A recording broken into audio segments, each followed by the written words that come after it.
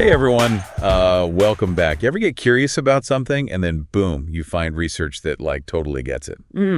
That's what happened to me with this whole individual mobility across clusters thing. You know how people are always changing schools or jobs or moving? Yeah. I was thinking about how that could really mess with research, especially research, about those very things. Yeah, for sure. So I found this paper, Individual Mobility Across Clusters. The impact of ignoring cross-classified data structures in discrete-time survival analysis. Oh, interesting. Let's dive in. Sounds good.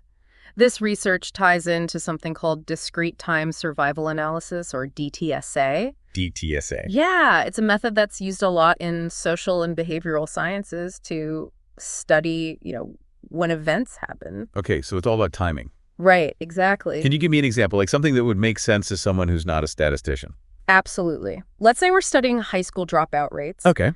DTSA helps us understand not just who drops out, but when they drop out. Oh, I see. Like freshman year, sophomore year, and so on. Got it. That timing can give us clues about what leads up to that event. That makes sense. And each point in time has what's called a hazard probability. Hazard probability. Yeah, basically the likelihood of the event happening at that specific time. So in this case, the likelihood of dropping out. Okay, so like each year of high school has a different level of risk. Exactly. I'm starting to see why timing is so important. Yeah. Now, this article keeps mentioning clustering. Yes. What's that all about? Clustering is about how individuals are grouped together within larger units. Like students in a school. Exactly. Students are clustered within their schools, and those schools have their own environments and characteristics that can influence student outcomes. So a school with lots of resources might have lower dropout rates overall. Exactly. Regardless of the individual students. Right. And that's why it can be a problem if we ignore this clustering. Mm-hmm. If we assume all students are independent and we don't consider the influence of their school environment, our findings could be misleading. Okay, that makes sense. Yeah. But this is where I get really curious. What happens when people move between clusters? Right. Like the article talks about students changing schools. Yeah, that's a key point. Traditional research models often assume individuals stay in the same cluster. Which isn't realistic at all. Not at all. People change jobs, move cities, even switch friend groups. All the time. Right. And if those moves are related to what researchers are studying, things could get really skewed. Absolutely. Imagine you're trying to study the impact of a mentoring program on student success. Okay. But you don't account for students who switch schools. Maybe they switched because they weren't doing well in the first place. Yeah. Your conclusions about the program's effectiveness could be way off. That's a great point. Yeah. So how do researchers deal with this mobility issue? Well, the article mentions different statistical models. Okay, I'm all ears. Tell me about the models. So first we have the basic discrete time survival model, or DTS model. ETS. This is the simplest approach, but it has a big limitation. It treats everyone as independent. So it completely ignores any clustering effects. Exactly. Like looking at our high schoolers without considering their schools at all. Right. And we already know that's not ideal. Yeah. What's next? Next, we have the multi-level discrete time survival model, or MLDTS model. MLDTS. This one's a step in the right direction because it acknowledges clustering. So it considers that students within the same school might be more similar to each other. Okay, so it takes the school environment into account. Yes, but I bet you can guess what's coming next. There's an even more sophisticated approach. One that tackles the mobility issue head on. You got it.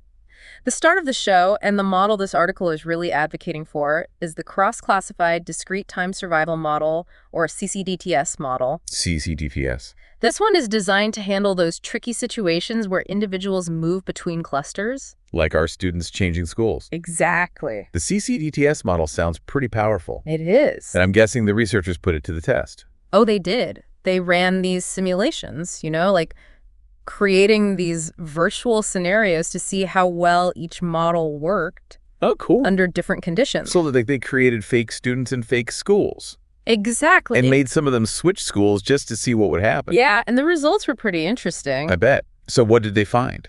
Well, they found that ignoring mobility, like using those simpler models. DTS and MLDTS. Yeah, those led to biased results. Especially when looking at those cluster-related effects. Exactly. So let me get this straight.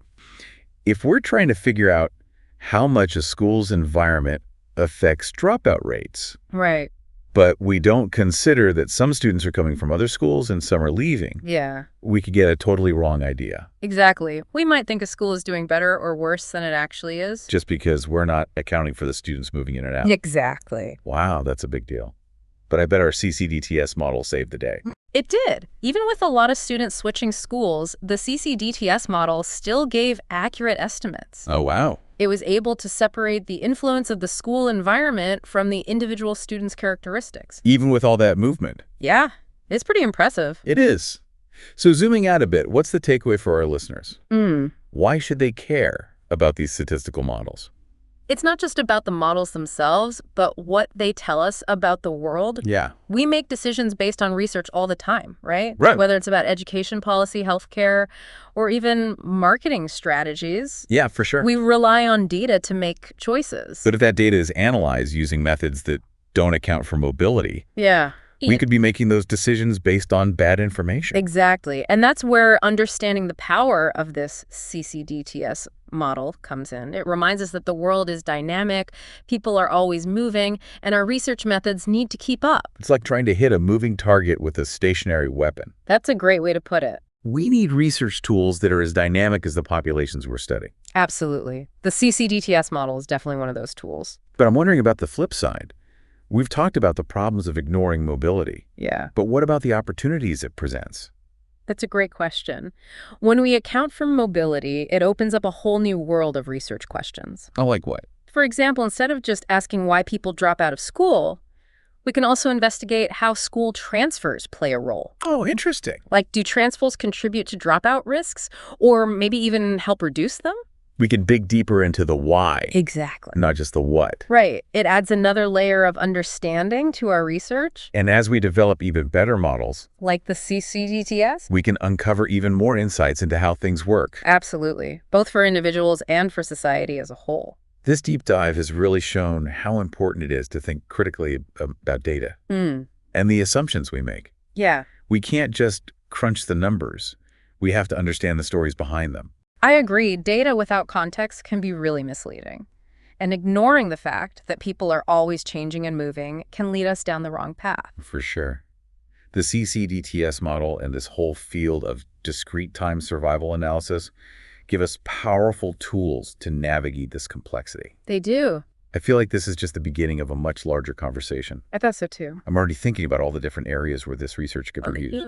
It's exciting to think about the potential for new discoveries and a better understanding of the world around us. All thanks to a deeper understanding of how people move. Yeah. As we wrap up this deep dive, I keep thinking about how we see a headline or a statistic and we just kind of accept it.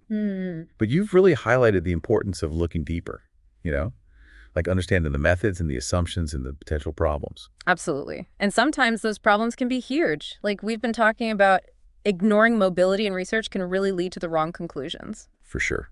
We've talked about students moving and migration patterns and health interventions, even voting behavior. But where else might this be happening? What other situations might be giving us a skewed view just because researchers aren't taking this constant movement into account? That's a great question. It makes us think about the impact of mobility across so many different areas. Like what? Well, think about urban planning, for example. Okay. Understanding how people move through a city that's essential for designing good transportation systems or allocating resources. Right. Or deciding where to build a new park. Exactly. If you're basing your decisions on old data that doesn't reflect how people are moving, now you could end up with solutions that don't actually work. That makes sense. Right, What about online behavior? Oh, that's a great one. People are always switching between platforms, joining new communities. Their interests are changing. Yeah. If we want to understand online trends or target certain audiences or even fight misinformation. We have to account for that movement. Exactly. Otherwise, our strategies might not be very effective. It's almost like we need a new way of looking at the world. One that recognizes that movement and change are fundamental. I love that. And the exciting thing is that those new ways of looking are being developed right now through new research methods and statistical models like that CCDTS model. Yeah. It's about recognizing that change is constant. Right. And our understanding of the world has to keep up. Exactly. This has been such an eye-opening deep dive. It has. It's not just about understanding one specific statistical model. Right. It's about questioning our assumptions, being critical of the information we see, and recognizing that even the most solid data can be affected by things we might not even have considered. Absolutely. It reminds us that knowledge is a process of discovery, and the more we embrace the complexity of the world, the better our understanding will be. I have a feeling we'll be talking about this again, Oh, for sure. as this research continues and reveals new insights into this world that's always in motion. Definitely. It's amazing how something as simple as people moving around can have such a big impact on how we understand everything. From education to healthcare to our communities. It really shows how interconnected everything is. It does. And it reminds us that even small changes can create ripples far beyond what we might initially see. That's a great point. This deep dive has definitely given me a lot to think about. Me too. And I hope it's inspired our listeners to do the same. To question assumptions, embrace complexity, and maybe even see the world in a whole new light. I like that. It's all about continuing that journey of discovery. Exactly. So until next time, keep exploring, keep questioning, and keep diving deep.